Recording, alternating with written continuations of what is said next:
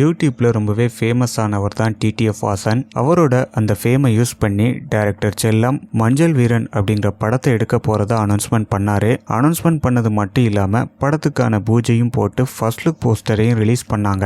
அதுக்கப்புறமா இந்த படத்துல இருந்து எந்த ஒரு அப்டேட்டுமே வரல.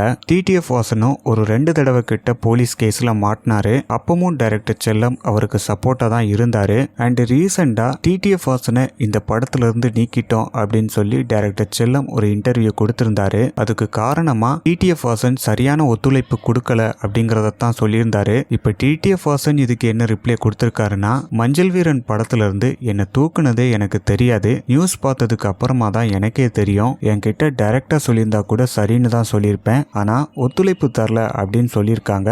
இதுவரைக்கும் மஞ்சள் வீரன் படத்தோட ஷூட்டிங் நடந்ததே கிடையாது, 30% முடிஞ்சிருக்கு அப்படின்னு பொய் சொல்லியிருக்காரு. படத்தோட பூஜைக்கு கூட நான் தான் காசு போட்டேன், எனக்கு காசு முக்கியம் இல்ல, ஆனா ஏன் படத்துல இருந்து தூக்குனாங்க அப்படிங்கிறது தெரிஞ்சா மட்டும் போதும். இதை டைரக்டா கேட்கறதுக்காண்டி டைரக்டர் செல்லத்துக்கு டிடிஎஃப் வாசன் நிறைய தடவை கால் பண்றாரு. செல்லமும் பாத்தீங்கன்னா போனையும் அட்டன் பண்ண மாட்டுக்காரு. அதை அட்டன் பண்ணாலும் மொபைல வேற யார்கிட்டயாவது கொடுத்துருந்தாரு. இதை டிடிஎஃப் வாசனே ரெக்கார்டு பண்ணி அவரோட யூடியூப் சேனல்ல போஸ்ட் பண்ணியிருக்காரு. டிடிஎஃப் வாசனும் ஸ்ட்ராங்கான ஒரு பாயிண்ட சொல்லியிருக்காரு. நான் ஷூட்டிங்க்கு ஒத்துழைப்பு கொடுக்கல அப்படின்னா எப்படி ஐபிஎல் படத்துல நடிச்சு முடிச்சிருப்பேன் அப்படிங்கிற மாதிரி சொல்லியிருக்காரு. டிடிஎஃப் ஓட ஃபேன்ஸும் அதுல என்ன சொல்லியிருக்காங்கன்னா, நீங்க தவறான வழிகளை தேர்ந்தெடுக்கீங்க, கரெக்டான வழியை தேர்ந்தெடுங்க, பெரிய அச்சீவ்மெண்ட் பண்ணுவீங்க அப்படின்னு சொல்லியிருக்காங்க.